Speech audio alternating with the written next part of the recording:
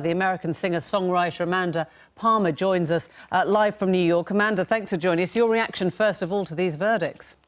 Overwhelmed with emotion, actually. Just listening to that clip that you played, I just feel immense amount of happiness and solidarity and joy for all of the women who have been waiting for this decision and to finally just feel that flood of relief and justice. I posted to my Twitter, and one of my followers says, as a female who was sexually abused in childhood, I cry each time a heinous perpetrator is found accountable, and my soul takes over, and I feel such relief for everyone who has ever been a victim.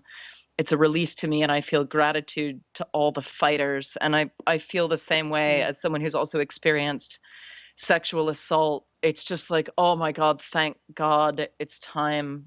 Is it important that he is such a major cultural celebrity figure? I mean, the Washington Post, I just quoted, calling it the biggest fall from grace in American cultural history. Is that relevant to this?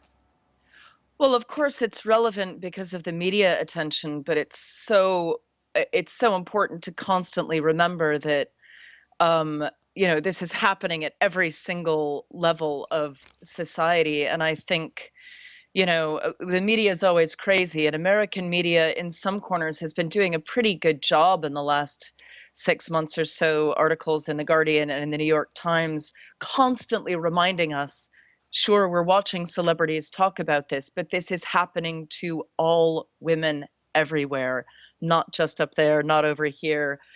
Not just brown women, not just white women, not just actresses. This is just this insidious, cultural sickness that we're hopefully starting to air out and weed out. Do you sense that this has been prompted by the Me Too movement, or would it have happened anyway? Do you think that Me Too has actually started to change the way that, if you like, the law is dealing out justice? I think it's a zeitgeist. I think, like any giant movement, like the civil rights movement, like all sorts of movements, everything is coming to light. And the internet has been a gigantic factor in this, because what I've watched happening gradually over the last 20 years is, when women can actually communicate with one another and compare notes, you're just seeing this constant recognition of, wait a second, I thought it was just me. I thought I was crazy. No, this happened to you too. Oh, I'm not crazy. No, we're all not crazy, because so much of culture has made it,